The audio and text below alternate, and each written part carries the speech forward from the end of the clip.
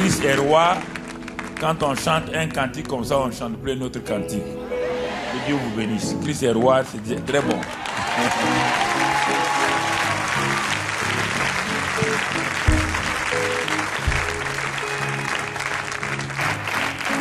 Excellent Père de grâce, merci ce matin pour ce premier culte. Nous te sommes reconnaissants pour ta grâce et ta fidélité. Sois béni et sois loué parce que tu es le Dieu en qui il n'y a aucune ombre de variation. Nous te sommes reconnaissants pour ta sagesse et ton esprit de grâce que tu reposes sur nous et que tu ouvres nos cœurs ce matin. Disposons nos cœurs pour écouter ta parole de grâce. Père, sois béni au nom de Jésus. Amen. Asseyez-vous dans sa présence.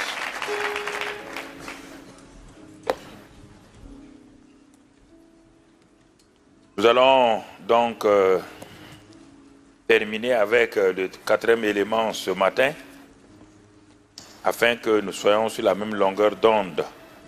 Ce que nous avons donné cette semaine est l'élément fondamental que tout chrétien devrait avoir dans sa vie, donc quand il commence à être chrétien, et tout de suite là, sa vie chrétienne devient une vie relaxe, une vie remplie de paix et de joie.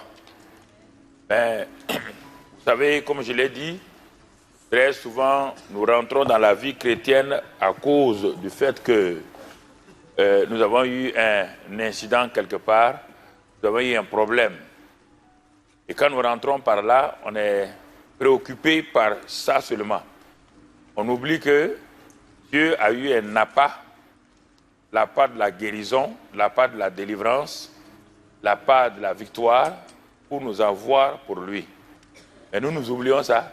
Comme Dieu m'a guéri ou bien Dieu m'a béni ici, on continue dans le même trajet. Comment à un moment donné, notre vie intérieure n'est plus équilibrée et on commence à se dire, est-ce que la vie chrétienne c'est ça seulement que nous avons? C'est seulement ça que nous avons? On se pose la question.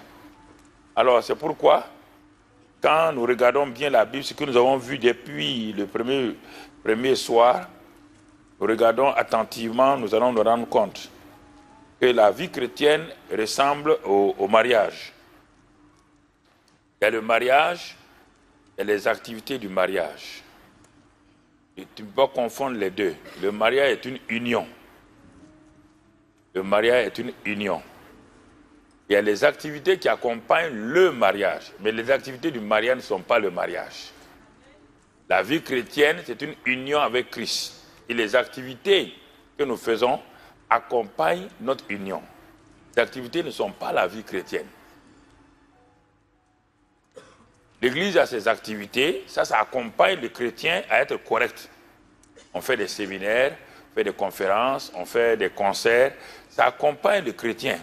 Mais ce qui est important, c'est la relation qu'il a lui-même avec Christ. Vous comprenez? C'est le mariage. Autour du mariage de votre couple, vous pouvez avoir beaucoup d'activités. Vous pouvez aller au cinéma, vous pouvez aller faire du tourisme, vous pouvez faire des grandes choses. Mais pourtant, il n'y a aucune paix entre vous. Il n'y a aucune joie.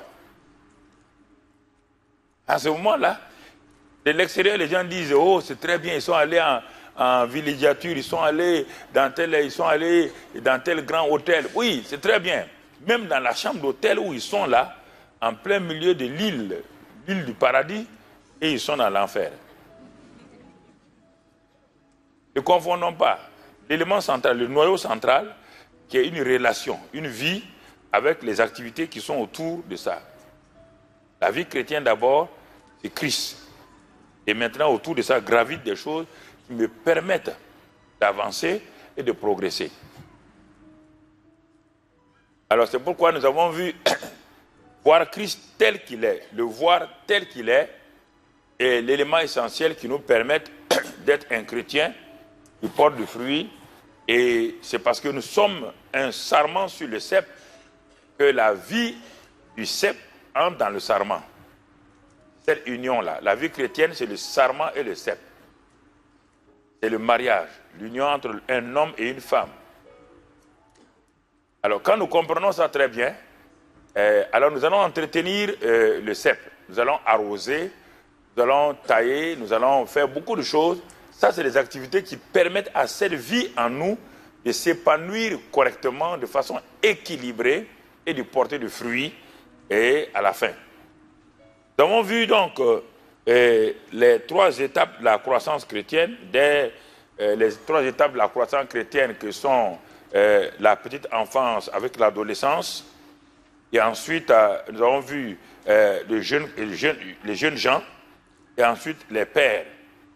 Alors, comme je l'ai dit, quand un homme, même de 90 ans, vient de se convertir, et qu'il trouve un jeune homme de 25 ans qui est converti à 5 ans, qui a grandi, le jeune homme de 25 ans est plus âgé spirituellement que l'homme de 90 ans qui vient de naître.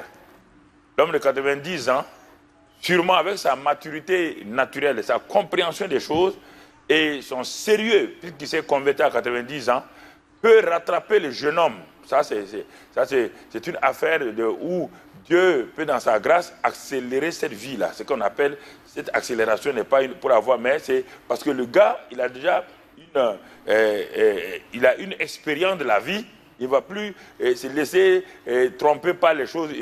Le monde, les plaisirs du monde ne l'intéressent plus. Donc, le gars avance à grands pas. Vous comprenez? Il avance à grands pas. Alors que le jeune homme, là, du fait qu'il soit jeune, il y a des choses qui l'intéressent encore, il se bat avec des problèmes, il est en difficulté, bon, il tourne en rond. L'autre, par son expérience, peut avancer rapidement. Et au bout de 10 ans, l'homme qui est converti tout juste il y a 10 ans, devient plus mature, pas plus âgé, mais plus mature que celui qui a passé son temps à tourner en rond et à avoir des difficultés. Alors, en ce moment-là, nous avons commencé, donc avant-hier, voir Christ tel qu'il est crucifié. Voir Christ le crucifié et voir Christ le ressuscité. Et à chaque élément que Dieu a réalisé, le Christ crucifié et le Christ justifié, le Christ enseveli, il y a des bénéfices qui sont pour moi-même. Dieu m'a identifié à Christ dans sa crucifixion, il m'a identifié à lui dans son ensevelissement, mais Christ n'a pas été crucifié pour lui-même, ni enseveli pour lui-même, il a été crucifié, enseveli pour moi. Donc, il ne s'agit pas de dire que j'ai vu Christ crucifié simplement, mais maintenant, je dois être conscient que cette crucifixion-là, c'est ma propre crucifixion et il y a des bénéfices dans ça, pour moi, pas pour Christ, non. L'ensevelissement de Christ, il l'a fait par amour pour moi. Et je dois en tirer des bénéfices. Et les bénéfices sont là, on l'a vu.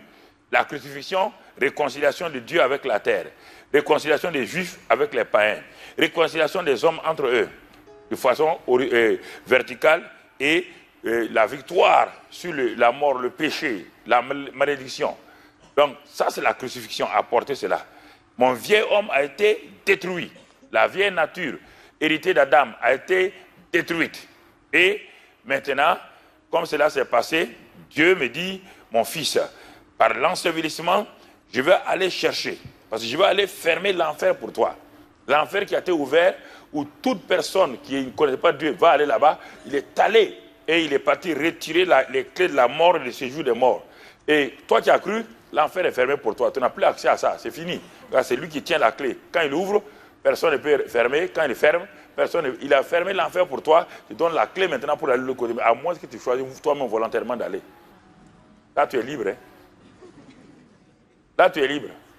Et ce n'est pas Dieu. Donc, avec ça, troisièmement, on a vu hier comment je dirais, la résurrection, la puissance de la résurrection. Et parce que la croix et l'ensevelissement, c'est toujours la mort. Toujours la mort. Tu n'es pas vivant encore. La croix de Jésus et l'ensevelissement de Jésus ne sauvent pas, texte, comme on le dit dans le langage, ça ne sauve pas, ça réconcilie, ça détruit le vieux homme, et c'est à la résurrection qu'il commence une nouvelle race d'hommes. À la crucifixion, il a détruit la nature du vieux homme, la nature adamique qui est tombée. il est le dernier Adam. Il n'est pas le second Adam. Il est le deuxième homme. Mais le dernier Adam. Il a fini de la race d'Adam, déchu là, en devenant péché lui-même. Donc vous voyez, il est devenu la somme. Jésus-Christ est la somme d'Adam. Adam A1, Adam A2, un variant de 1 à n, selon le nombre qu'il y a là. C'est la somme de AI, variant de 1 à n. Et il a fini, il est la somme d'Adam. Par sa mort, il a fini la race d'Adam. Par sa résurrection, il commence la race de la nouvelle création. Et dans cette race de nouvelle création, il y a maintenant, lui il est la tête, et nous sommes les membres du corps. Et nous commençons une vie nouvelle. Et cette vie nouvelle commence dans notre esprit. Notre esprit. Et nous devenons une nouvelle personne. Mais comme nous n'avons pas été habitués à la vie spirituelle, quand nous naissons de nouveau, nous voyons les avantages simplement matériels et peut-être physiques, moraux de la nouvelle naissance. Mais nous ne comprenons pas que ce qui s'est passé, c'est notre esprit qui est régénéré. Et comme on ne connaissait pas la vie de l'esprit, alors on n'est pas conscient de ça, on commence à dire, ah mais pourquoi Dieu ne me répond pas? Dieu me répond, il me donne des solutions. Mais à un moment donné, je suis insatisfait. Parce que mon esprit il ne grandit pas, il aurait dû grandir, il ne passe pas de l'étape de bébé spirituel à jeune gens. À un moment donné, je suis insatisfait moi-même et je cherche, c'est pourquoi les gens commencent à chercher des choses spectaculaires pour se contenter. Alors, mais au fur et à mesure que je développe ma relation, parce que quand je suis né de nouveau, il y a quelqu'un qui vient habiter en moi qu'on appelle le Saint-Esprit. Il vient pour un but spécial, sachant que la route que je vais prendre, je ne la connais pas, il vient pour un but spécial de me conduire. Là, Jésus dit, attendez le Saint-Esprit. Quand il viendra, il vous guidera dans toute la vérité, il vous conduira, il va vous enseigner, il va vous révéler. Il vient pour moi, il ne vient pas pour lui. Le Saint-Esprit n'est pas sur la terre, ne crois pas qu'il est jaloux quand tu ne parles pas de lui. Communie avec lui simplement. Jésus l'a dit clairement et le Saint-Esprit ne s'est pas offusqué. Il a dit quand il viendra, il vient pour moi, pour me révéler. Il ne vient pas pour lui. Le Saint-Esprit ne vient pas pour lui. Donc ne sois pas offusqué en disant, ah, j'ai adoré Jésus aujourd'hui. Ah, mais il reste le Saint-Esprit, je n'ai pas adoré. Ah, Saint-Esprit, excuse-moi, hein, tu comprends? Non, non, non. Et adore Jésus, tu vas voir que lui, il est là. Quand tu dis Jésus aujourd'hui, qui vient? C'est le Saint-Esprit. L'autre est assis à la droite du Père, en train de faire ce qu'il doit faire. Quand tu appelles Jésus, la personne qui se présente, c'est le Saint-Esprit. Il dit non, je ne t'ai pas appelé, non, tu as appelé Jésus, non. Tu es là pour te révéler Jésus. Qu'est-ce que tu veux de Jésus? Qu'est-ce que tu veux de Jésus? Je suis là. Je suis venu pour te révéler Jésus. Tu as appelé Jésus. Et on ne peut plus le connaître comme ça physiquement, c'est moi qui le connais. Tu veux quel Jésus? Le Christ ou le Jésus, fils de Marie? Ah, il y a une différence, oui. L'autre est né à Bethléem. L'autre est sorti, il est le premier né d'entre les morts.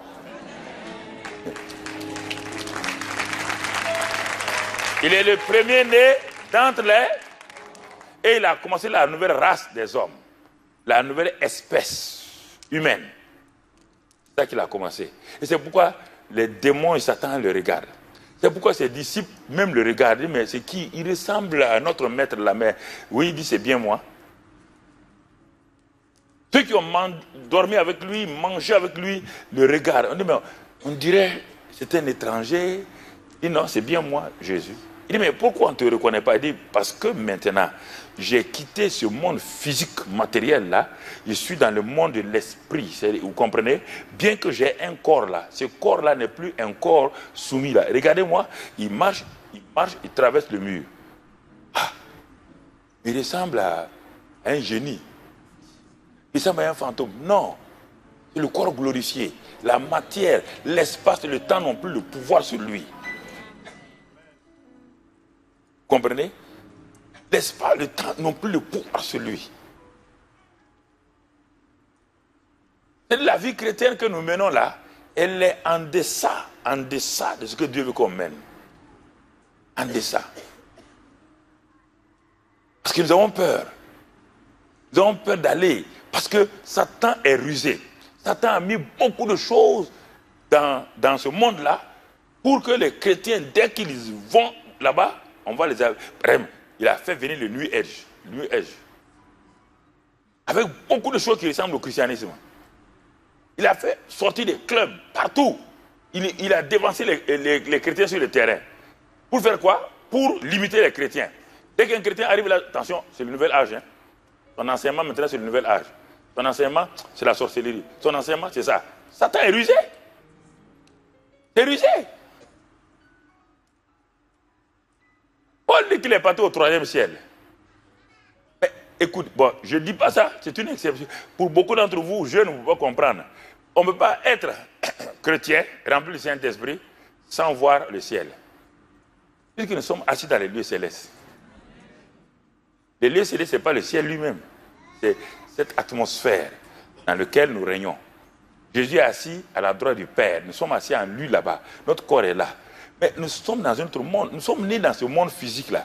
Quand j'étais dans le sein de ma mère, je ne voyais pas ce monde physique. Quand j'étais dans le ventre de ma mère était là, j'étais une réalité. Mais mes yeux étaient là. Ils ne pouvaient pas voir le monde, ils ne pouvaient pas voir le soleil. Mais quand je suis sorti, j'ai vu. Donc, spirituellement, quand on est né de nouveau, on est né de nouveau au monde spirituel de Dieu. Alors, si on est né spirituellement, dès que je suis né, au bout de quelque temps, j'ai vu le visage de mon père, le visage de mes grands frères, le visage de mes tantes.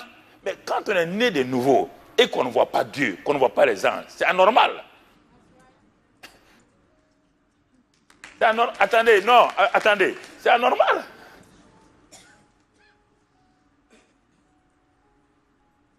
Pourquoi on a fait le microscope? Parce qu'il y a des êtres qui sont là, qu'on appelle les microbes, qu'on ne peut pas voir.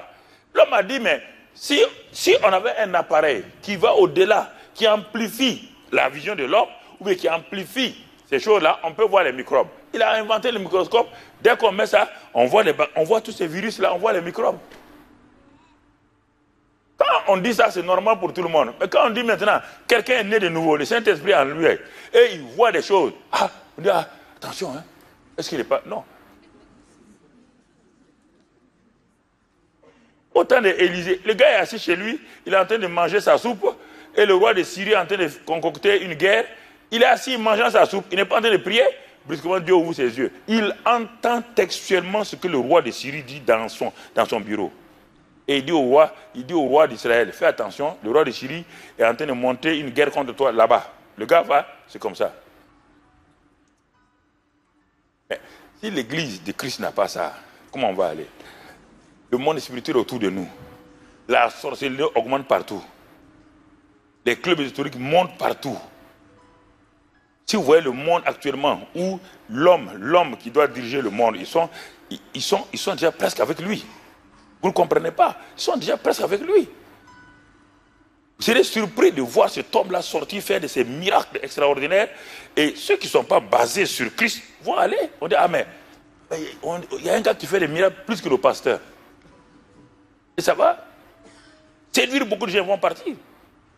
Donc c'est pourquoi il y a des fondamentaux que vous devez avoir, sur lesquels vous êtes basés. Ça ressemble, Jésus a dit que plusieurs viendront sous le nom de Christ. Christ, ça veut dire oint. Pas sur le nom de Jésus, hein, non. Les gens ne vont pas prendre oint, Christ. Et vont faire des miracles. Ça veut dire qu'ils ont une onction, mais ce n'est pas l'onction qui vient du Saint-Esprit. C'est pourquoi, frères et sœurs, il y a des choses qu'il faut bien voir. Il faut que le monde surnaturel de Dieu soit une réalité pour nous. Pas spectaculaire, pas de grandes choses, mais surnaturel. C'est que le salut déjà est surnaturel. Et c'est pourquoi aujourd'hui, on va voir Christ élevé et glorifié. Qu'est-ce que ça nous donne? J'ai déjà abordé un peu Christ, donc élevé et glorifié. Donc Christ ressuscité me donne une vie nouvelle. Il a vient habiter en moi. C'est ça. Maintenant, c'est Pierre, le jour de la Pentecôte, Pierre a prêché un message dont lui-même n'a pas connu la substance du message. Il n'a pas saisi, il l'a donné parce que le Saint-Esprit qui est venu sur lui a fait de lui un prédicateur. Le gars n'a pas préparé ni un message, il a été rempli du Saint-Esprit, ils sont descendus de la chambre haute, devant la foule, il a commencé à prêcher. Ce n'est pas un message que le gars, il n'y avait pas de Bible, il n'y avait rien. Mais regardons, dans ce message-là, il va sortir quelques éléments. Je prends quelques éléments, Acte 2, 32. Voilà ce qu'il dit. Pourtant, Pierre ne croyait pas ça, puisque et tous ils ont cru que la mort de Jésus, c'était sa défaite.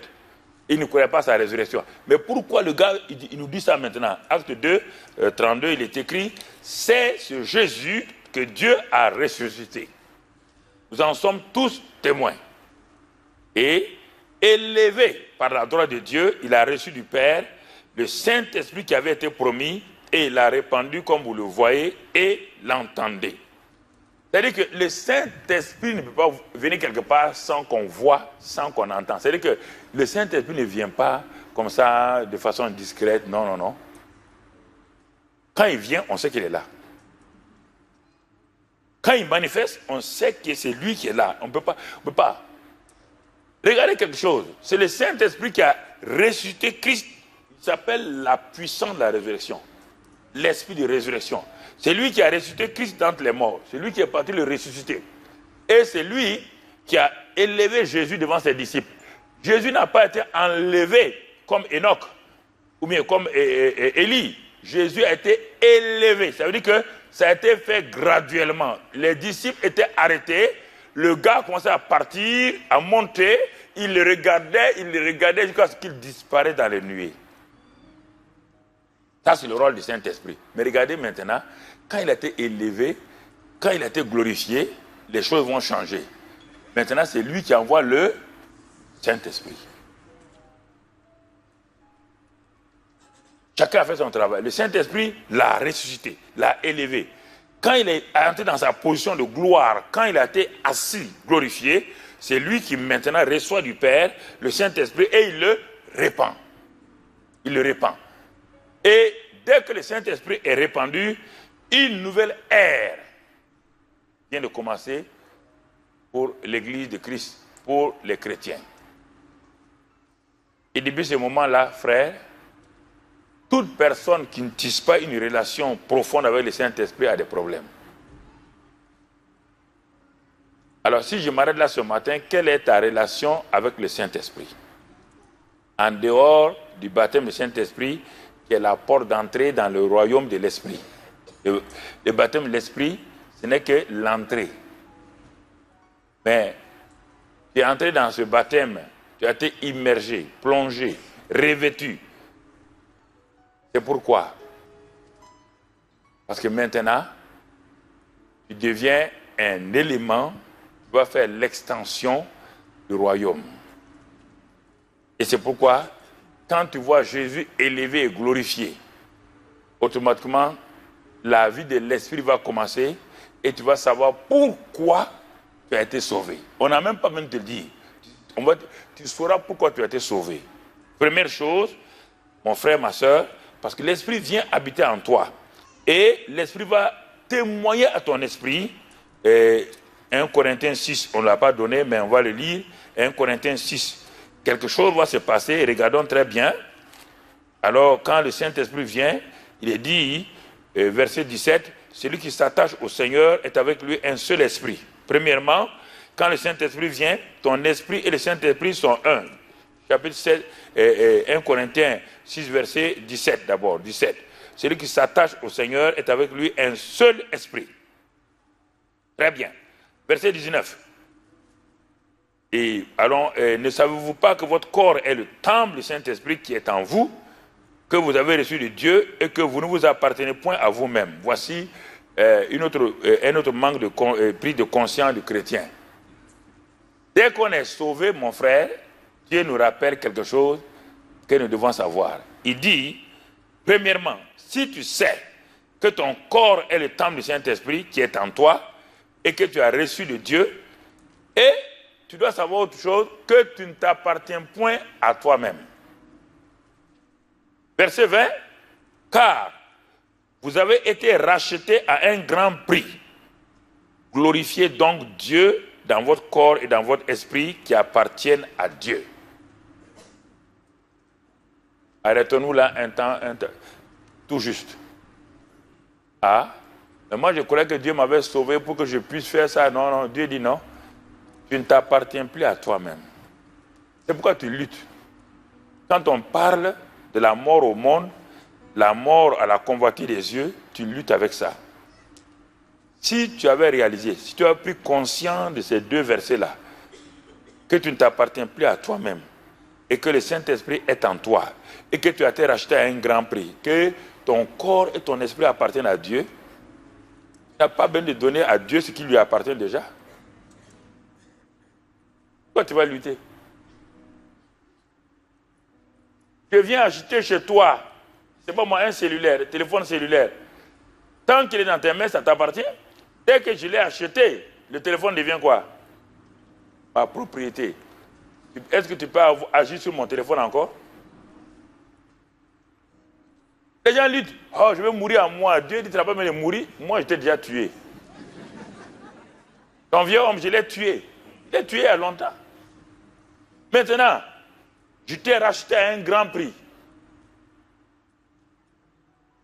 Pas par l'or et l'argent, par une semence incorruptible, dit Pierre. Il dit, par la parole vivante et puissante de Dieu, par le sang de Christ Jésus, tu as été racheté et engendré par la semence. Il dit maintenant, tu ne t'appartiens plus à toi-même. Ça, ce simple verset-là, si tu l'avais accepté, tu n'as plus besoin de lutter. Quand tu luttes, tu crois que ça t'appartient et Dieu veut te forcer pour te prendre quelque chose qui t'appartient. Voici la réalité.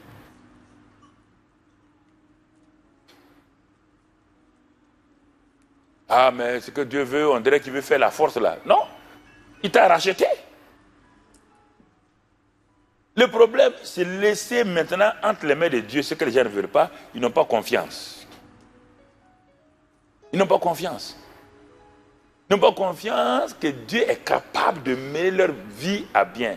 Et nous croyons, écoutez frères et sœurs, nous croyons que nous maîtrisons nos vies. Ce n'est pas vrai. Tu ne connais pas le lendemain. Même en sortant d'ici, tu ne sais pas ce qui se passe devant toi dans la rue. Tu ne sais pas. Et Dieu le sait déjà. Ce qu'il te faut, c'est un abandon à Dieu. L'abandon à Dieu, mon frère, ce n'est pas la mortification. C'est une affaire de confiance. J'appartiens déjà à Dieu. Dieu prend soin de son bien. Comme tu prends soin de tes biens. Dieu prend soin de tes biens. De toi. Tu es son souverain bien. Tu es son souverain bien. Il t'a choisi. Il ne veut même pas qu'on touche. Tu es la prunelle de ses yeux. Si les chrétiens comprenaient ça, ils vont se laisser aller. Ils vont se laisser aller. Parce que nous avons une vie dichotomique. Une vie dichotomique veut dire quoi? Une vie à deux choses. C'est-à-dire que Dieu nous a rachetés, on croit que on s'appartient à soi-même et on doit servir Dieu. Non, non, non. Dieu est venu à nous, il a fait de nous son bien. Et c'est lui qui nous conduit. Il n'y a pas de vie. Tu n'as rien à donner à Dieu. Tu lui appartiens. Il t'a racheté. Tu es devenu son esclave. Dans le bon sens. Maintenant, abandonne-toi. Dis-lui chaque jour, Seigneur, je m'abandonne en tes mains. Aide-moi à être conscient que je suis ton souverain bien. Aide-moi à être conscient que ce corps-là ne m'appartient plus. Ce corps-là t'appartient. Aide-moi. Et tu vas voir, tu vas commencer à prendre plaisir à la nouvelle vie. Sinon, tu vas croire que Dieu te force. Quand, par exemple, Dieu dit aux jeunes gens de ne pas commettre fornication, il dit, ah, mais c'est Dieu aussi qui comprend. Il doit comprendre. Dieu ne comprend pas. Dieu ne comprend jamais. Non, Dieu n'a jamais compris. Dieu ne comprend pas.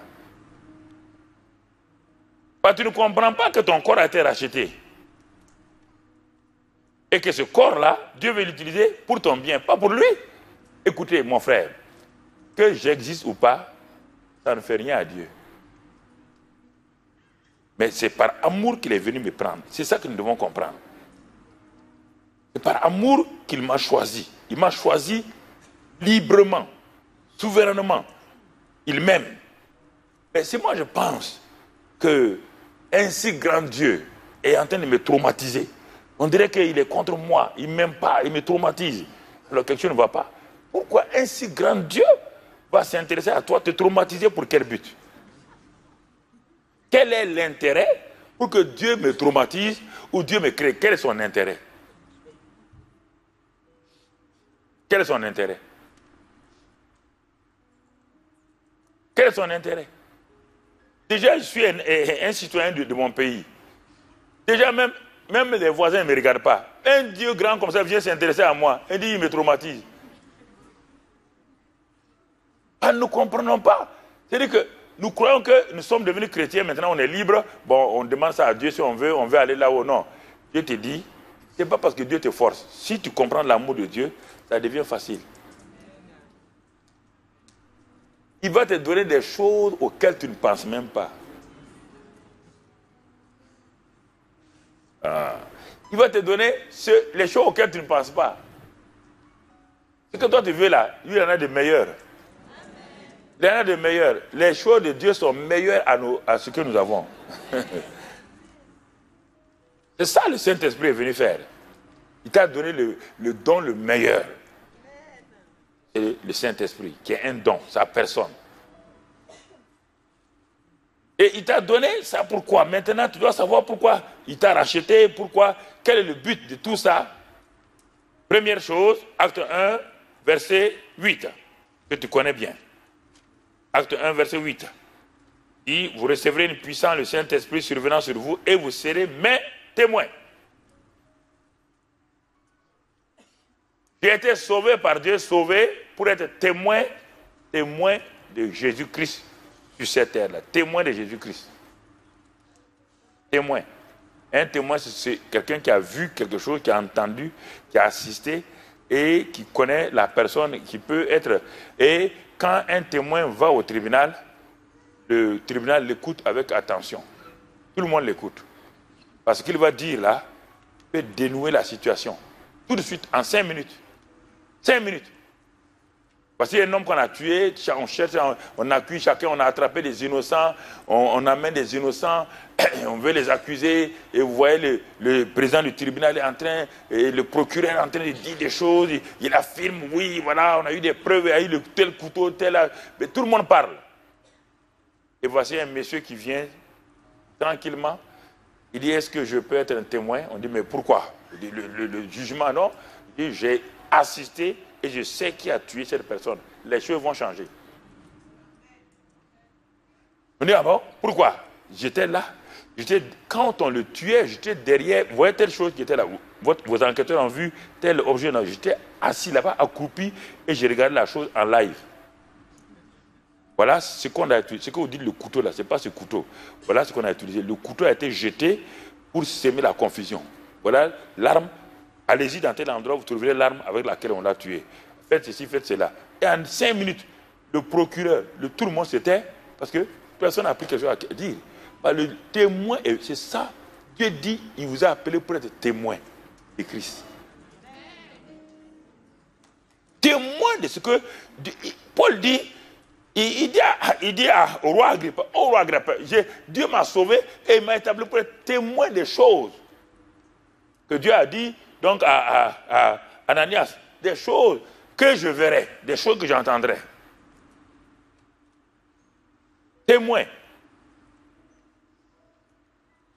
La première caractéristique d'un chrétien sauvé, rempli du Saint-Esprit, c'est d'être témoin de Christ. Alors, est-ce que tu portes ce témoignage-là déjà autour de toi, dans ta famille et autour de toi?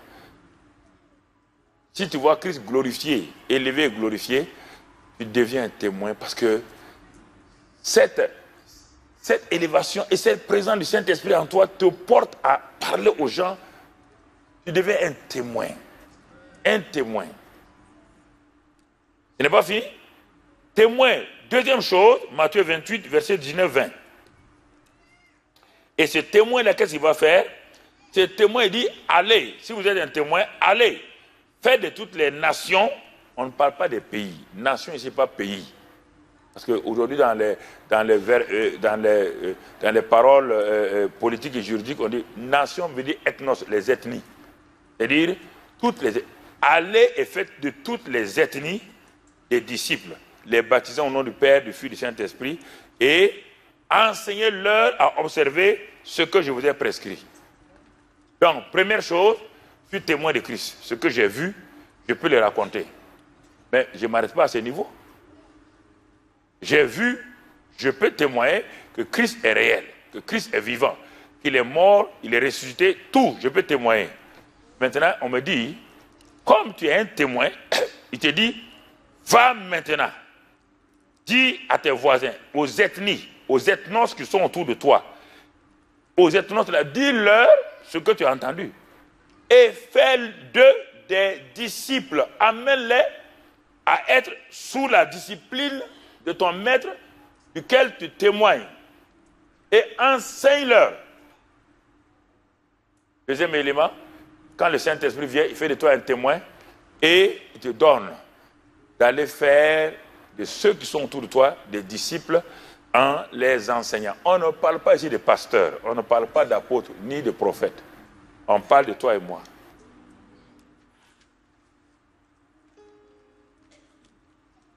Le Saint-Esprit, quand il vient, voilà le but final, pourquoi il est mort. Voilà le but final, pourquoi il a été enseveli. C'est pour te préparer pour être un témoin. Tout le message, c'est ça. Il est mort, il t'a sauvé de la main de l'ennemi, il est ressuscité, il a pris la clé pour que tu n'ailles plus dans cet endroit affreux qu'on appelle l'enfer, le séjour des morts. Il est ressuscité pour te donner une vie nouvelle, pour que tu sois un homme nouveau, une femme nouvelle. Il est venu habiter en toi, mais maintenant tu dois savoir pourquoi. Si ça n'a pas de sens, pourquoi il vient habiter en toi?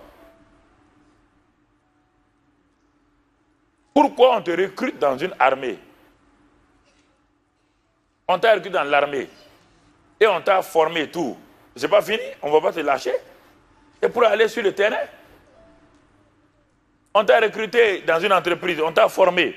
C'est pour aller sur le terrain. Si tu fais le commercial, tu dois aller sur le terrain. Et je ne sais pas pourquoi, maintenant, Dieu rachète des gens, les forme pour être des chrétiens et demande des témoins, des disciples. Nous, on refuse.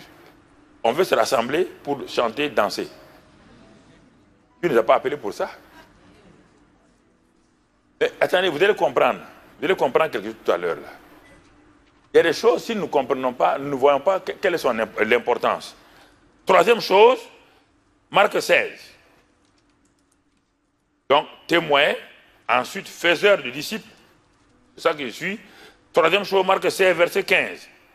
Puis il a dit, allez par tout le monde et prêchez la bonne nouvelle à toute la création. Celui qui croira, qui sera baptisé, sera sauvé, mais celui qui ne croira pas sera condamné.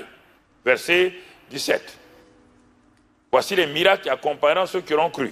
En mon nom, ils chasseront les démons, ils parleront de nouvelles langues, et s'ils boivent, saisiront des serpents, s'ils boivent quelques breuvages mortels, il ne leur fera point de mal, ils imposeront les mains aux malades, et les malades seront guéris. La suite. Le Seigneur, après leur avoir parlé, fut enlevé au ciel et s'assit à la droite de Dieu. Et ils s'en allèrent prêcher partout. Le Seigneur travaillait avec eux et confirmait la parole par les miracles qui l'accompagnaient. Donc, troisième chose, quand tu es témoin réel de la mort, de l'ensevelissement de Christ, de sa résurrection, et ce témoignage-là a été mis en toi par le Saint-Esprit, alors tu n'as pas peur de prêcher. Prêcher veut dire quoi? Proclamer simplement. Proclamer et dire aux gens, regardez ce que je suis un témoin de Christ. Venez. Et vous les faites asseoir, vous leur parlez. Ils deviennent disciples, on les enseigne. Il dit maintenant, regarde, quand tu fais cela et tu t'en vas, tu vas te rendre compte qu'il y a une puissance qui se manifeste. Ils s'en allaient et le Seigneur travaille avec eux. Pas ils s'assirent, pas ils firent une église, non. Ils s'en allèrent où? Vers les ethnos. Ils s'en allèrent où? Dans les rues et les marchés. Ils s'en allèrent où? Partout. Et le Seigneur travaillait avec eux et manifestait des miracles et des prodiges.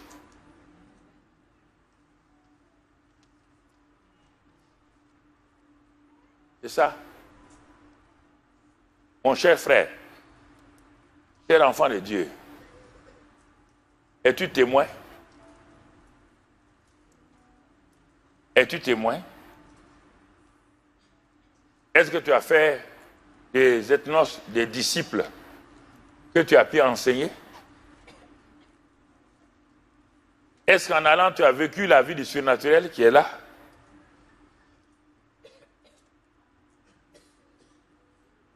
Par exemple, cette année, Pendant des années, j'ai conduit l'église, j'ai conduit les chrétiens à aller sur les champs, dans les villages et sur les nations, dans les nations.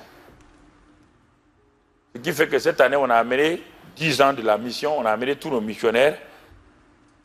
Donc, on a plus d'une centaine d'églises ouvertes dans les nations. Et au Burkina, plus de 400 églises, sans compter les cellules et tout. Et qu'est-ce qui s'est passé? Le Seigneur nous a dit, cette année, vous arrêtez et vous allez appeler l'année de l'intensification du témoignage, de l'évangélisation et de la mission.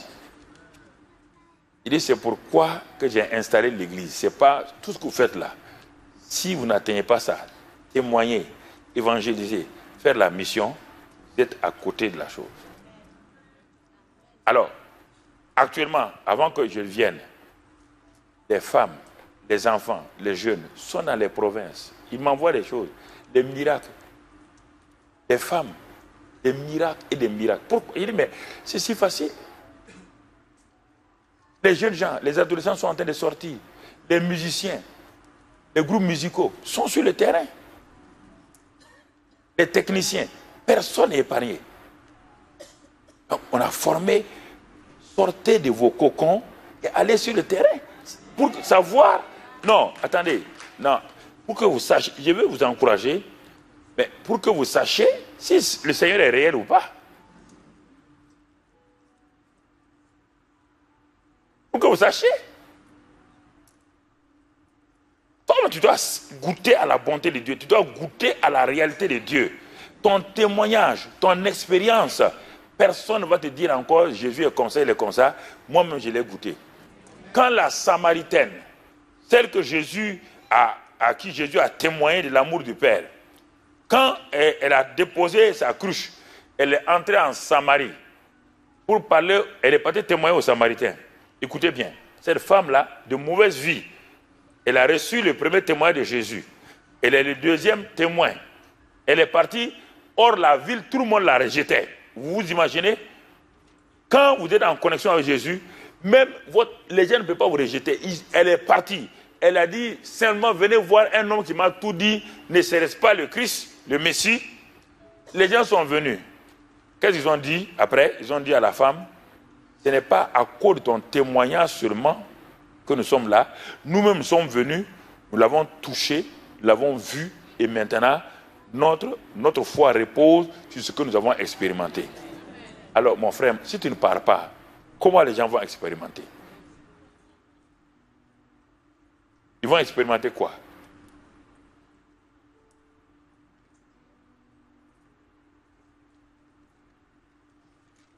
C'est bien. Je prie pour mes parents. Mais as-tu témoigné? Leur as-tu montré l'amour de Christ? Pourquoi? Qu'est-ce qui te bloque? Cette peur qui te bloque là, cette culpabilité, c'est quoi? Tu ne peux pas me dire que ton titre t'empêche de parler de Christ. On a vu des présidents chrétiens qui vont à l'église, qui s'asseyent comme des ordinaires. On a vu des premiers ministres chrétiens qui s'en vont et s'asseyent. Les ministres qui sont dans les églises, et quand ils viennent dans l'église, les ministres qui sont convertis chez nous, qui viennent à l'église, ils ne viennent pas au premier rang. Aucun ministre, depuis que je suis pasteur, plein de ministres sont convertis dans l'église.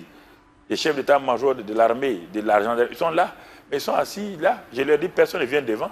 Parce que si tu n'es pas ministre de maître, tu vas faire quoi? On va te changer, un nouveau ministre vient, on va te changer. On crée un problème dans l'Assemblée. Tu t'assois à ta place, tu es ministre, tu t'assois à ta place. Et je les amène. Écoutez frère, ils ont compris que leur titre dans le monde là ne leur donne pas le droit d'avoir ce titre à l'église. C'est différent. C'est différent frère. C'est différent. Les hommes d'affaires, les femmes d'affaires sont là. Et ça ne se fait pas au premier rang. Il y a des choses que, si nous comprenons, et ça ne dérange personne, puis chacun est sur le terrain.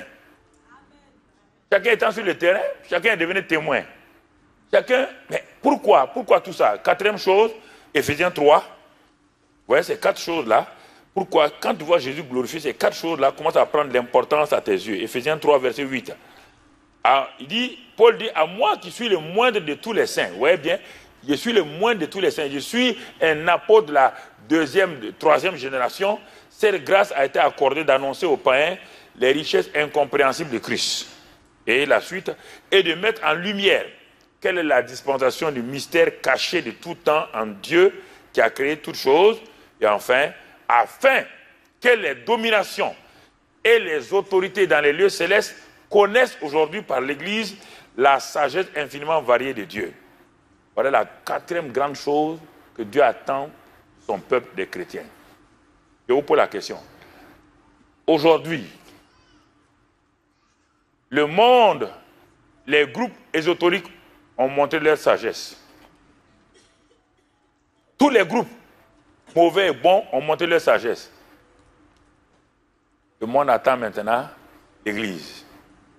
Et l'Église se renferme comme les clubs enfermés. L'Église ne montre rien. On dit l'Église. L'Église, toi, tu es l'Église individuelle. Tu devrais montrer à ce monde-là la sagesse infiniment variée de Dieu. En quoi, quand on te regarde, on peut voir la sagesse de Dieu. C'est ça. C'est l'élément fondamental, maintenant, l'élément au plus haut niveau. Premièrement, tu n'es pas témoin. Deuxièmement, tu n'es pas un faiseur de disciples. Troisièmement, tu ne manifestes pas les miracles et tout. Mais Dieu, on dit, bon, la 4e chose, il va faire ça. À travers toi, dans ton travail, personne ne voit la sagesse infiniment variée de Dieu en travers toi. Ça veut dire quoi? Si tu es ingénieur avec la sagesse de Dieu, quand tu vas dans ton entreprise, les gens savent que tu es un ingénieur spécifique. Parce que la sagesse de Dieu va venir se coller à ta connaissance d'ingénieur et alors on fait appel à toi. Quand tu es médecin, les chirurgiens, tous les malades qui sont malades savent que cette femme qui est chirurgienne, cet homme qui est chirurgien, quand il te prend, il te met sur la table là, tu es presque sûr de sortir vivant, tu es presque sûr que, parce qu'on dirait qu'il a quelque chose. Pourquoi? La sagesse divine qui est déposée en toi fait de toi un chirurgien spécial. C'est de ça qu'on parle. Ils attendent les dominations, les démons, les autorités veulent voir la sagesse. Si tu es un homme d'affaires, tes affaires prospèrent de telle manière que le monde regarde, voit. Alors, dans le monde matériel et financier, Dieu dit, fais voir ma sagesse. Dans le monde spirituel, manifeste ma gloire par les miracles et les signes. Dans le monde des humains, forme les gens, fais des disciples et sois un témoin. Bon, tout ça là, si tu n'as pas fait tout ça là, tu es chrétien pourquoi?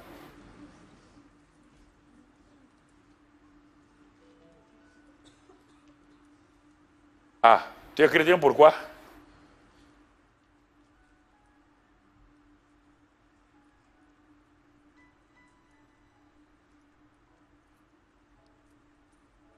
Voilà pourquoi tu as sauvé. Toutes les églises de France, on les rassemble. Toutes les églises de France, on les rassemble. On les rassemble. Les églises évangéliques, on les rassemble. Mon frère, on les amène dans un grand stade, ils vont remplir un grand stade. Et la France a combien de millions d'habitants?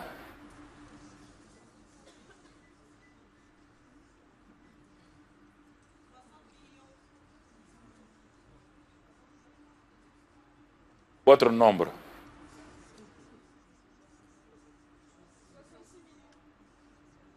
Oui? Quel est votre impact sur la société? Regardez l'église primitive, on dit ces gens-là partout. Ces gens qui ont bouleversé le monde sont là. Aujourd'hui, quand on ridiculise les évangéliques. À tel point que plusieurs évangéliques ne veulent pas se présenter comme chrétiens évangéliques. Parce qu'ils ont peur d'être appelés secte. C'est parce que tu ne manifestes pas qu'on t'appelle secte. Pourquoi on va aller mettre à la télévision la sorcellerie? Pourquoi on va faire venir la sorcellerie? Pourquoi on va faire la publicité pour des choses bizarres? Et l'église, rien, parce que l'église n'impacte pas.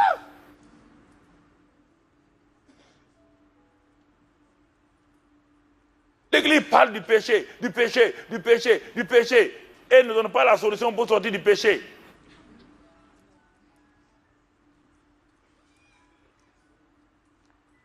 Regardez les Daniel rentrant à Babylone, dans l'Ancien Testament, rentrant à Babylone comme des esclaves. Regardez l'impact qu'ils ont eu sur Babylone. Regardez Jésus et Joseph, ce petit-là. Regardez-le, Joseph, il rentre dans la maison de Potiphar. La maison de Potiphar a changé, toute l'atmosphère a changé. Il est devenu un témoin de Dieu. À tel point que Potiphar, qui ne connaissait que les fétiches, dit que Dieu est avec toi. Mais Potiphar ne connaît pas Dieu. Il ne connaît que les idoles d'Égypte. Comment a-t-il fait que dire à ce petit bonhomme de 17 ans-là que Dieu est avec lui? Parce qu'il a vu l'impact. Quand il est rentré chez lui en tant qu'esclave, un esclave, le gars n'était pas conscient de son esclavage, il était conscient de la présence de Dieu avec lui.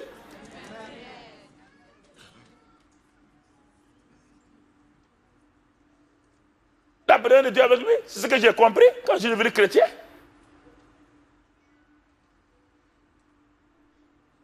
Quand j'ai quitté la France le 3 janvier 1975, j'ai dit à tout le monde, je m'en vais pour être directeur.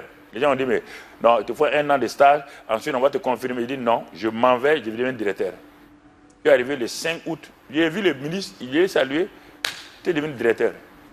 Les gens ont dit, mais comment tu as fait? Il dit, mais vous ne me connaissez pas, hein? Il y a quelqu'un à moi là. Écoutez, en 83-84, le niveau des chrétiens au Burkina, des évangéliques, on les appelait la religion des malades et des fous. Les cadres n'étaient pas là. En 84, quand j'ai mis pied à Ouagadougou, j'ai quitté la province, j'ai mis pied là-bas. J'ai commencé partout, les militaires, les cadres supérieurs, c'était la révolution. La révolution ne pouvait même pas me toucher. Ils venaient avec leur kalash, les CDR. Quand vous venez, ils disent, j'ai pris Dieu. Mais vous êtes un directeur général, vous priez Dieu. Mais ici, on est contre Dieu. Il dit, mais on va dégager, Dieu va vous dégager tous. Demande, il y a des témoignages. J'ai refusé. J'ai refusé. De tous les côtés, les militaires dans ma maison. Ma maison était devenue un endroit. Mais le cardinal avait sa maison à 300 mètres. Il y avait plein de cardinals. Il se plaignait, tout le monde se plaignait. Mais je dis, moi, je ne m'arrête pas. Un réveil à conseil au Burkina parmi les cadres. Les gens disent, mais si un directeur général, le directeur général de la plus grosse société, prie et il y a des miracles, donc Dieu est réel. Dieu est réel. Dieu est réel. Les gens voulaient m'abattre de tous les côtés. Mais j'ai dit, il ne peut pas m'atteindre. Aucun. J'ai dit à tous les ministres là, un ministre est parti dire que j'ai pris 1 milliard aux États-Unis pour renverser la révolution. J'ai dit, quand les autres ministres sont sortis, ils m'ont dit ça, ils disent c'est fini pour lui. C'est Abana. Je ne prie pas, hein, Abana, c'est fini. Vous allez le voir. Allez-y le voir. Vous ne croyez pas en vous-même. Je témoigne à tout le monde. Je suis allé voir le président Sankara. Il est camarade président.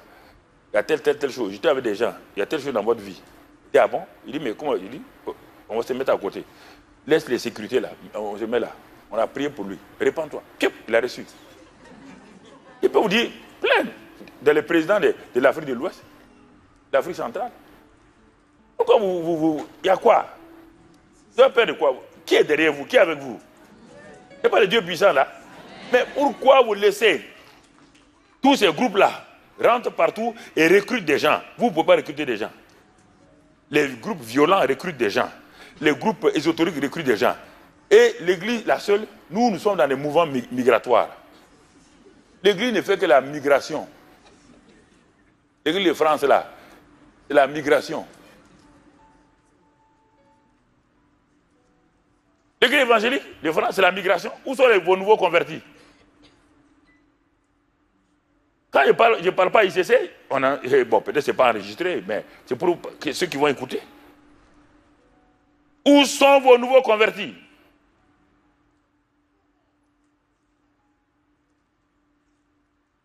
Par exemple, toi, tu viens à ICC depuis combien d'années? 3, 4 années. Où est le converti que tu as amené ici? Montre-moi. Tu viens à ta voiture, toi seul, peut-être ta femme, et puis ta voiture est vide. Où sont les convertis?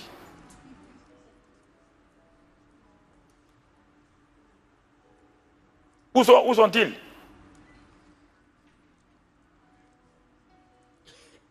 Toi, tu ne peux pas aller témoigner à une seule personne dans sa maison. C'est vrai que les lois vous interdisent de faire des grandes campagnes, mais toi, tu ne peux pas aller faire le un à un, porte à porte, un à un. Je te dis maintenant ce qu'il y a à faire, on va aller vite. Mon frère, Jésus-Christ, lui, il allait de lieu en lieu avec ses disciples. Alors, mon frère, la passion des âmes. La passion des âmes. Regarde ce qui Dieu t'a sauvé. Pourquoi? Regarde dans Luc 15. Luc 15, verset 7. Luc 15, verset 7 et 7 d'abord. Luc 15, verset 7. De même, je vous le dis, écoutez ce que Jésus dit. Il dit, il y aura plus de joie dans le ciel pour un seul pécheur qui se répand que pour 99 justes qui n'ont pas besoin de cette repentance. Verset 10 maintenant, dans le ciel d'abord. De même, je vous le dis, il y a de la joie devant les anges de Dieu pour un seul pécheur qui se répand. Donc, il y a deux groupes ici. Il y a tout le ciel et les anges de Dieu. La Bible te dit que pour un seul pécheur qui se répand, qui vient à Jésus, tout le ciel est dans la joie. Vous vous dites non, le ciel est dans la joie à travers les concerts. Faux! Ni l'adoration, ni rien. La seule chose qui réjouit le ciel, quand un seul pécheur se répand. Tu as déjà fait réjouir le ciel depuis que tu es chrétien? Prendre des choses fausses pour venir, que le ciel n'est pas content, vous l'adorez. L'adoration, c'est entre vous et Dieu. Ce qui réjouit le ciel et les anges sont réjouis. Quand un seul pécheur se répand, ça veut dire quoi? Quand j'amène quelqu'un à Christ, tout le ciel, Dieu me dit que tout le ciel est dans la joie. Est-ce que tu as déjà rendu le cœur de papa bon Dieu dans la joie?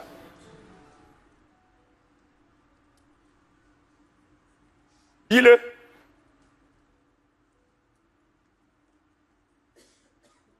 Tout le ciel et les anges sont dans la joie. Pourquoi? Parce que quelqu'un a pu amener un pécheur à recevoir leur Seigneur, Jésus. Oh, ils sont contents, ils disent, ah, voici quelqu'un, voici un témoin de Christ. Il a pris un pécheur, il a amené notre Seigneur. Il a amené un homme à croire en Jésus, crucifié, enseveli, ressuscité, glorifié. Et cet homme ou cette femme a reçu Jésus. Tout le ciel est dans la joie. Je pose la question. Depuis quel jour? Dis-moi dans la Bible. On te dit que la foi, sans la foi, on ne peut pas plaire à Dieu. Mais on n'a pas dit que la foi donne la joie au ciel. Montre-moi, va lire la Bible. Hein. Si tu veux me défier, va lire la Bible. Ce qui donne la joie au ciel. Va lire la Bible. Ce n'est pas l'adoration, ce n'est pas la prière. Ce qui donne la joie au ciel, c'est quand un seul pécheur se répand. Et mais il se répand par qui? À travers toi. Les anges n'amènent pas les gens à la repentance. Quand Dieu a envoyé l'ange chez Corneille, il n'a pas dit à l'ange de prêcher à Corneille. Il a dit à Corneille d'envoyer quelqu'un dans une autre ville là, il y a un certain homme, Pierre. Et il loge Jean Simon, notre Pierre. Il va lui dire les choses de la vie. Les anges ne prêchent pas. Il a fallu que Pierre se déplace. Regardez, quand Pierre a prêché, il était hésitant. Il a dit, bon, vous savez, un juif ne doit pas rentrer chez un païen. Il a fait tout un discours. Au moins, il fait des discours, le Saint-Esprit est descendu. Le ciel est tellement dans la joie que les païens viennent d'avoir le Saint-Esprit. Acte 2, les juifs ont reçu le Saint-Esprit. Acte 10, les païens ont reçu le Saint-Esprit. Et tout le ciel est dans la joie. Tu viens à l'église, tu sais pourquoi ta joie ne dure pas? Tu viens à l'église, tu cherches des choses. Tu ne cherches pas des âmes pour Dieu. Tu n'es pas passionné pour les âmes. C'est pourquoi ta joie est factice. Elle part comme ça. Tu n'as jamais de joie permanente. Tu n'as pas de joie permanente. Quand on vient ici, là, nous venons adorer Dieu, nous louons Dieu, nous sommes enseignés, nous sommes formés. C'est pour aller faire quoi? C'est pour aller gagner des gens.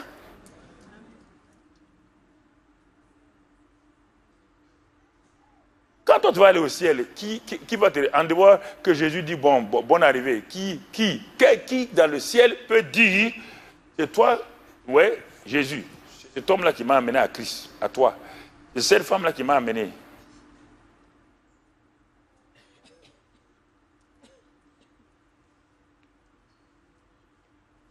Je vous parle sérieusement.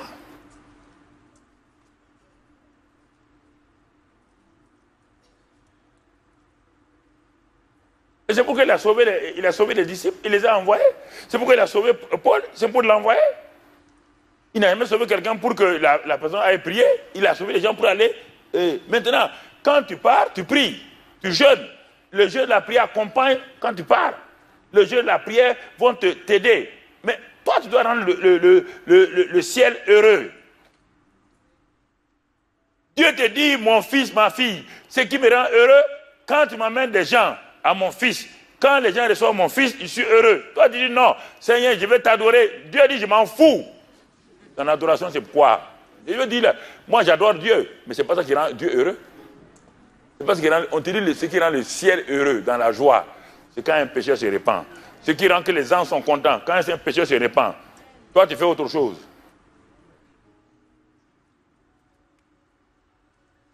Je vous pose la question. Je vous pose la question. Que faites-vous? Dieu dit, qui enverrai-je? Ésaïe, tu ne fais que prêcher, prêcher, malheur, malheur aux buveurs de vin, malheur, malheur. Il a prêché 9 fois malheur, de Ésaïe 1 jusqu'à Ésaïe 5. 9 fois malheur aux ceux qui bâtissent des bâtiments. Dieu dit, mais ça te regarde? Ils bâtissent le bâtiment, pourquoi tu dis malheur? Ah non, attends, Dieu, c'est pas fini, malheur aux adultères. Dieu dit, mais ça te regarde? Ésaïe 6, Dieu apparaît à Ésaïe. Il voit la gloire de Dieu. Et les séraphins crient, Saint, Saint, Saint, dit, malheur à moi. Dit, ah, c'est bon maintenant. Malheur à toi-même, c'est très bon. Et Dieu l'a purifié. Quand il l'a purifié, la question maintenant, Dieu dit, qui enverrai-je? J'ai dit, mais voilà.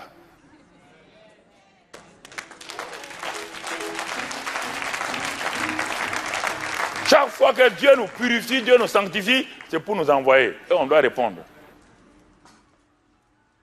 Quand le technicien, le caméraman a fini son travail, il doit gagner des âmes.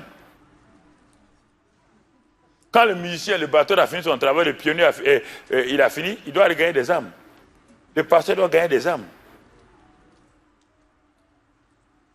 Chacun de vous doit gagner des âmes. Vous êtes des gagneurs d'âmes.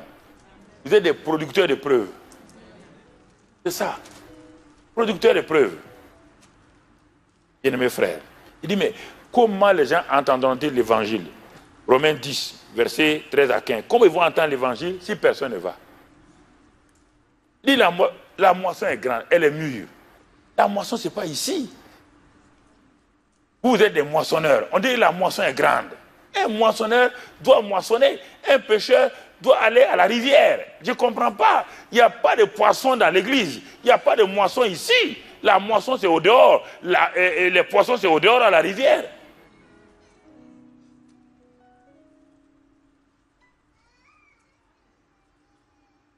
Les pasteurs vous ont formé pour être des moissonneurs, être des pêcheurs. On vous a équipé en vous donnant certains des hameçons, d'autres des filets, d'autres choses. On dit maintenant, allez. C'est ça que Jésus dit, allez. Non, non, tu veux pêcher ici, il n'y a pas de poisson ici.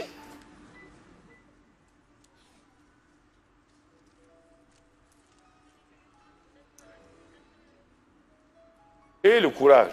Vous c'est quoi? La moisson est grande, la moisson est mûre. Ça, c'est dans Jean 4. Matthieu 9, 35, Jésus s'arrête. Il amène ses disciples, il s'arrête. Les disciples disent, mais pourquoi le maître parle? Matthieu 35, 36, il dit quoi? Il parcourait tous les villages, les villes et les villages, enseignant dans les synagogues, prêchant la bonne nouvelle au royaume et guérissant toute maladie. Voilà. Et ce n'est pas fini. Voyant la foule, voyez bien. J'ai prêché ce message-là à Brazzaville en 1997 ou quoi? Brazzaville, il était à Brazzaville. Tu vois, à Brazzaville, demande aux hommes d'affaires, il m'appelle l'homme de l'onction. À Brazzaville. J'ai prêché ça là. Il dit, Brazzavillois, chrétien Brazzavillois, et église évangélique, toutes les églises là, regardez ce qu'il y a. Voyant la foule, qu'est-ce qui se passe? Jésus est en train de regarder la foule. Mais on dit, voyant la foule. Jésus regarde la foule. Les disciples regardent la foule, mais ils ont deux visions différentes. Quand les disciples regardent la foule qui est là, ils voient des bandits, ils voient des voyous, des adultères. Parce que la loi leur a donné ses lunettes. Quand Jésus voit la foule, il voit une foule quoi? Languissante et abattue, comme des brebis qui n'ont point de berger. Pourquoi tu ne pars pas? Parce que tu as une mauvaise vision de la foule. Tu ne pars pas parce que tu as déjà jugé la foule. Tu ne pars pas, tu as déjà condamné la foule. Tu ne pars pas parce que tu n'as pas la bonne vision. C'est pourquoi tu ne pars pas. Voyant la foule, ça c'est la vision. Toi, tu as la vue. La vue, c'est la fonction des yeux. La vision, c'est la fonction du cœur. Si tu n'as pas un cœur qui a une vision, tu ne vas jamais atteindre les foules. Tu ne vas jamais être passionné pour les foules. Tu vas trouver des arguments. Oh, là, c'est ça, on ne peut pas aller. Ici, c'est tentant, tu ne peux pas aller. Ah, tu n'as pas une vision. La vue va te créer des problèmes. Voyant la foule, Jésus fut ému de compassion. Première chose, il a vu la foule. Bonne vision. La vision, la bonne vision amène quoi? Deuxième élément, il est rempli, ému de compassion. Là où il y a la vision, il y a la compassion toujours. Toujours, là où il y a la vision, il y a la compassion. Toujours. La deuxième chose, voyant la foule, compassion. Et quand il y a la compassion, troisième chose, tu ne peux rien faire. Il a dit, prier, intercession. Vision, compassion, genuflexion, intercession. Quand il a fait ça, quatrième chose, mon frère, ma soeur, il va faire quoi? L'onction. Il va lui donner l'onction. Et cinquième chose, il dit, allez maintenant. Il dit ça dans Matthieu 9 et Matthieu 10. Il faut aller ouvrir ça et regarder. Ils sont allés, d'aller prêcher le royaume, d'aller dire aux gens. Pas dire, ah mais je ne suis pas pasteur. On t'a pas dit pasteur? Est-ce qu'on parle de pasteur ici? C'est Paul, 50 ans, qui a parlé de pasteur, apôtre, prophète. Laissez ça tomber. On ne parle pas on dit, allez. Femme, allez. Homme, allez. Les femmes vont aller là où il y a les femmes. Les hommes vont aller là où il y a. Et les hommes d'affaires vont aller là où il y a les hommes d'affaires. Allez. Comment ils iront? Romains 10 dit, comment ils vont prêcher s'il n'y a personne qui a envoyé? Comment voulez-vous que les foules entendent la bonne nouvelle si personne ne parle? Et si personne ne parle, c'est qu'il n'a pas été envoyé. Donc Dieu vous dit, allez. C'est ça, quand tu vois Jésus glorifié, exalté, tu ne peux pas rester là. Paul dit au roi Agrippa, il dit au roi Agrippa, je n'ai pas résisté à la vision céleste. Je ne peux pas. Quand j'ai vu Jésus, quand il est vu là, je ne peux pas résister. Le prophète vient, prend la ceinture de Paul, il dit la ceinture de cet homme-là. Quand ici, jamais il va à Jérusalem, on va le lapider, il a dit, prophète, tu n'es pas un faux prophète, tu es un vrai prophète, mais j'irai là-bas. La passion des âmes. Quand tu as la bonne vision, la compassion vient là. C'est ça, frère. C'est compassion, parce que la compassion vient de la bonne vision. Et tu es obligé de prier maintenant, l'intercession vient. La compassion ne peut pas se réaliser sans l'intercession, la génuflexion. Quand il a fait ça, Dieu va te donner l'onction et maintenant l'action va suivre. Je prêchais à Brazzaville, les gens pleuraient comme ça, les pasteurs là, qui étaient plus âgés que moi à l'époque. Ils pleuraient, les gens pleuraient comme ça. J'en ai retrouvé il y a 2 ou 3 ans là, qui m'ont dit, mais c'est réunion que beaucoup ont été guéris, des pasteurs, des anciens. Guéris, délivrés. Les nations meurent, les familles meurent, vos amis meurent. Vous allez chez eux, vous causez, vous mangez. Ils meurent, ils vont en enfer. Tu ne comprends pas? Il n'y a pas de vision. Vous avez peur même d'ouvrir votre bouche pour témoigner. En ce sens, Satan a recruté des gens, des jeunes dames, dans les clubs bizarres, qui font des pratiques terribles. Elles sont à des hauts niveaux. Vous les connaissez dans la haute société? Ils sont partout ils font des choses bizarres. Et toi, tu as la réalité, la vie. Tu ne peux pas ouvrir ta bouche. Ta bouche est comme paralysée. Il y a quelque chose qui ne va pas. Le Saint-Esprit en toi. Regardez, les champs missionnaires est grand. Les champs missionnaires, mission ne voulait pas dire. La mission est d'abord intérieure, elle n'est pas d'abord extérieure. Ce sont les Européens qui nous ont habitués à la mission extérieure. En envoyant de France des missionnaires pour aller en Afrique. Nous, on a cru que mission veut dire obligatoirement quitter son pays. Non. Mission veut dire quoi? Il y a des champs missionnaires. Il y a des champs missionnaires en France. Les champs missionnaires sont nombreux en France. Il y a tout le temps, vous regardez dans vos journaux les jeunes des banlieues. Mais il n'y a pas un champ missionnaire aussi merveilleux que les jeunes des banlieues. Toi, tu as prié, toi, tu vas prier, toi et ton camarade dans l'assemblée, vous priez. Seigneur, envoie-nous. Il y a des banlieues qui sont bien claires là. Les jeunes sont allés, sont forts. Tu as peur déjà, tu les as jugés. Ils brûlent les voitures. Non, je vous parle sérieusement. Toi, tu as prié, jeûné, dis à Dieu, donne-nous des âmes dans ces banlieues-là. Et tu pars, tu n'as pas gagné une seule âme.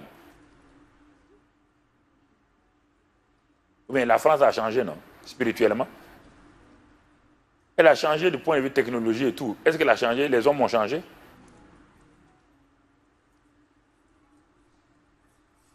Quand je parlais au restaurant universitaire, quand je parlais dans les rues de Toulouse, quand je parlais, les gens m'insultaient. Hey, quitte là. Mais plus tard, Dieu dit, va les voir. Je pas les trouver en train de pleurer. Il dit, mais qu'est-ce qu'il y a? Ça ne va pas ma vie. Il dit, mais je t'ai parlé de la vie. Les gens sont apparemment durs. C'est normal. Personne ne veut se faire avoir. Mais quand l'amour est là, vous allez voir les gens. Les autres groupes là recrutent les gens où? Dans les jeunes des banlieues. On ne t'a pas d'aller recruter quelqu'un, on te dit d'aller amener l'amour de Dieu aux gens. Aller amener l'amour, Christ les aime, là, ça aussi c'est un problème. Tu as prié 1 minute, et je vais 2, 3 minutes. Les parcs publics.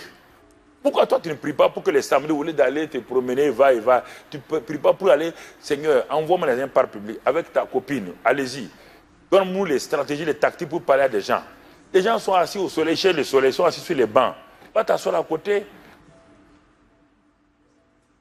Et vous commencez à parler du beau soleil, du temps et tout. Après, tu vas entendre, obligatoirement, tu vas entendre le monde, les méchants. Tu vas entendre que, mais Dieu même est en temps. Tac, c'est l'autre chose. Tu commences à parler doucement.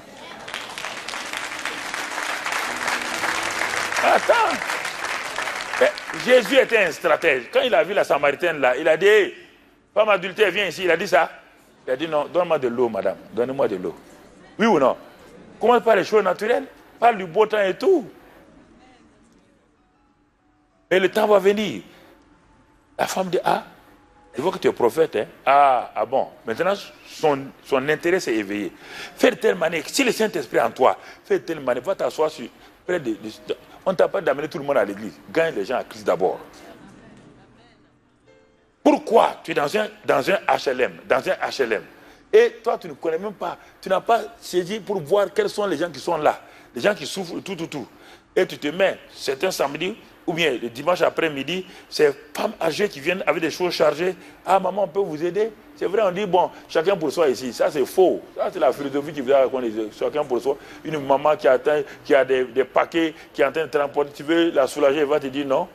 Elle va te demander un jour, mais madame, pourquoi vous faites comme ça? Non, tout juste, on vous exprime l'amour de Dieu. Ah bon? Dieu aime les gens? Oui. Dans un premier temps, elle va te prendre pour quelqu'un d'étrange. Mais si tu fixes l'attention pour 1 mois, un jour, il dit, bon, venez prendre du thé chez moi, et tu pars, tu causes, et maintenant tu profites l'évangile doucement. Il y en a plein de cas. Je ne sais pas, mais les chants, écoutez, les champs missionnaires sont nombreux. Les champs missionnaires sont très très nombreux, les cités universitaires. C'est là-bas que les gens partent recruter des gens. Les cités universitaires. Ceux qui vendent la drogue, c'est où? Dans les cités, dans les lycées. Ça c'est le négatif. Toi tu produis le positif. Les réfugiés, ils sont nombreux actuellement en Europe. Les réfugiés. Ils sont découragés, ils ne savent pas, ils sont sous les ponts. Regardez-les, tu les regardes tout le temps sur France 24, partout, ils sont nombreux. Pourquoi tu ne pars pas? C'est la vision, la compassion là, et la génuflexion qui ne sont pas dans ta vie. Si tu as la bonne vision, la compassion, tu pries, tu jeûnes, ce sera utile pour Dieu. Même Mère Teresa, quand elle partait en tant que Mère Teresa qui est décédée là, quand elle a quitté son pays, l'Albanie à l'époque, une jeune, elle est partie quand elle est arrivée en Inde. C'est qu'elle a, j'ai compris quand je suis allé en Inde, à Calcutta, je suis allé à Bombay, je suis allé à comment ça s'appelle, New Delhi et puis Madras, tout ça là. Quand j'ai vu, j'ai compris pourquoi elle a eu la vision. Elle est partie jeune. Elle n'était pas une chrétienne fervente. Mais quand elle a commencé à voir tous ces gens, vous voyez dans certaines rues là, vous voyez les gens sont sous des... Moi j'ai vu ça, mon cœur était touché. Elle a vu ça, elle a commencé à développer. Bon, en tant que catholique, elle n'a pas développé tout ce qu'on vous dit là, mais elle a commencé à dire à Dieu, son cœur a commencé à crier à Dieu. Je vais être un instrument en tes mains. Regarde comment elle a envoyé tout l'Inde. Quand même les évangiles, les plus grands pasteurs évangéliques, quand ils partaient pour la saluer, Benny Hinn dit, il y a plusieurs années, j'étais avec lui à Orlando quand il était il dit, mais quand lui il est parti en Inde, il a dit, mais il va aller voir cette femme-là. Parce qu'on dit, mais les gens disent qu'il y a une présence de Dieu forte autour d'elle. Alors, en ce temps, Benny Hinn fonctionne dans l'onction. Il dit que quand il est arrivé à 2 ou 3 mètres de cette maman-là, Mère Teresa là, il ne pouvait plus avancer. La présence de Dieu était tellement forte sur cette femme-là. L'amour. Quand tu vois ses yeux, on dirait les yeux du Seigneur. L'amour coulait. Je dis comme un liquide. L'amour coule. L'amour coule. L'amour coule. À travers les yeux qu'on voit. Tu saisis les gens. La passion des âmes, c'est dans les yeux. Quand tes yeux sont nets, quand tu regardes, tu vois les choses des gens, tu vois la souffrance des gens, tu vois la souffrance, tu vois les gens souffrent. Parfois, quand je prêche longtemps, c'est pas parce que je veux prêcher. Il y a quelque chose en moi que je veux vous communiquer. Je ne veux pas, non, je veux vous communiquer ça. Tant qu'il n'y a pas cette passion des âmes là, c'est un problème. Il y a plein de gens. Vous voyez bien? Ah. Les dépressifs sont nombreux. Évangélisation dans les petites salles, dans les quartiers. Témoignages, simplement des goûters de dames. Quand je pars dans le pas de Calais, dans les années 90, dans le pas de Calais, toute la région de Carvin, tout ça là-bas vers l'île et tout, pour avoir, parce que c'était difficile pour avoir les gens. Dis, on va faire des goûters de dames. Vous allez inviter, le samedi soir à 16h, les dames des quartiers et tout, vous les invitez à un goûter. Dites simplement goûter les dames. Et vous les invitez, vous ne leur dites pas, vous allez, non, vous dites, bon, vous avez un invité qui vient d'Afrique là, bon, il vient, il donne un témoignage, invitez-les simplement, laissez-moi le reste. Et ces femmes-là louaient un restaurant l'après-midi, à 16h, partaient, simplement avec peut-être un piano, puis ils accueillaient ces mamans, ces femmes seules, ces femmes célibataires, les mères célibataires, les accueillaient là, les installaient dans cette salle-là, 16h, dimanche après-midi. Bon, on les entretenait avec des thés, des cafés, on leur demandait d'où elles viennent, où est-ce qu'elles logent.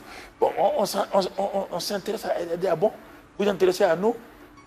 Bon, dans un premier temps, il y a une réserve. Mais au fur et à mesure que l'amour se manifeste, et moi, j'étais assis, je regarde. Et je regarde bien ce que je dois dire aux gens. Je regarde la réaction des gens. Mais les sœurs qui faisaient ça, là, s'occupaient bien des gens.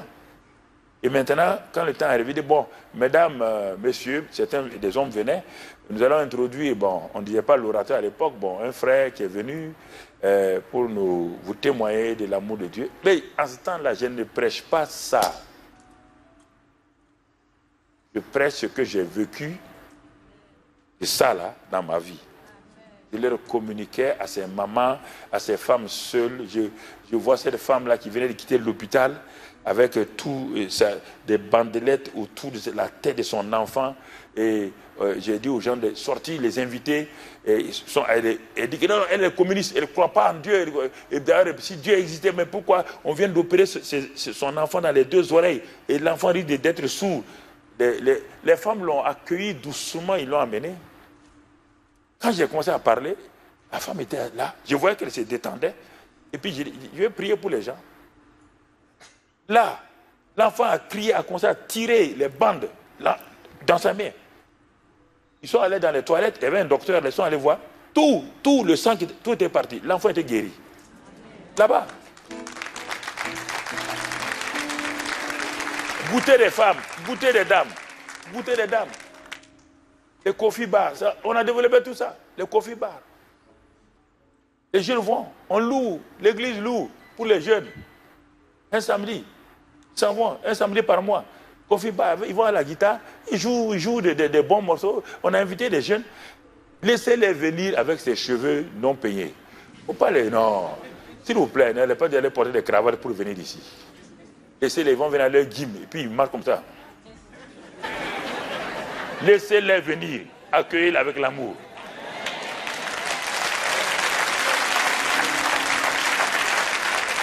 Accueillez-les, recevez-les.